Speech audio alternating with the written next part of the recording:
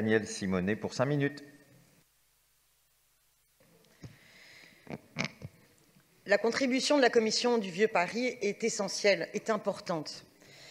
C'est pour ça que cette instance démocratique, il faut absolument la préserver et la renforcer, surtout dans une mandature où on va avoir une tâche aussi importante que celle de la révision du plan local d'urbanisme.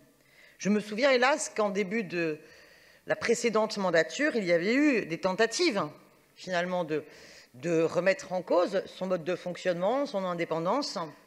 Et finalement, la mobilisation de toutes et tous avait fait entendre raison et la Commission du Vieux Paris avait pu néanmoins continuer à exercer son travail. Moi, je voudrais d'abord rendre hommage à ses membres et notamment à un de ses membres qui nous a quittés, Pierre Ouzieux. Et je souhaite que tout le monde se souvienne de l'implication de toutes et tous et notamment de ceux qui nous ont quittés.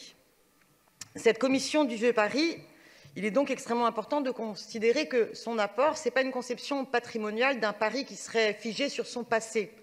Penser le patrimoine de la ville, c'est évidemment respecter et préserver la richesse de ce patrimoine, mais c'est aussi penser l'ensemble des potentialités qu'offre l'acquis patrimonial quand on pense aussi la ville et qu'on la fait évoluer.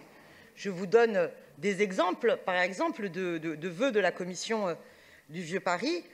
Par exemple, sur l'Hôtel-Dieu, eh bien, il fut important que la Commission du Vieux Paris émette un avis qui, pour moi, était très fort et remarqué concernant le projet de l'assistance publique Hôpitaux de Paris, qui, en lien avec la ville de Paris, eh bien, prévoit vous savez, la privatisation d'un tiers de l'Hôtel-Dieu.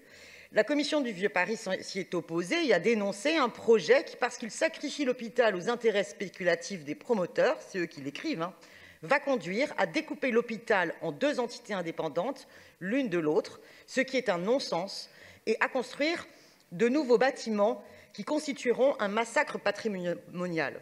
Donc vous comprenez bien que lorsqu'elle rend un avis argumenté ainsi, elle pense à la fois à l'esthétique du lieu, mais elle pense aussi à la pertinence et au sens de l'usage du lieu, de l'usage du patrimoine. Parce qu'il ne faut pas voir le patrimoine comme quelque chose simplement de figé, d'esthétique, mais bien aussi les usages de la ville. Il y a des sujets sur lesquels je ne sais pas si la Commission du Vieux Paris a déjà travaillé, mais moi je souhaiterais, le cas échéant, qu'elle le fasse, qui serait par exemple la question du tunnel des artisans, ce frigidaire naturel de Paris, en dessous, à Bercy-Charenton, et je me tourne vers la maire du 12e.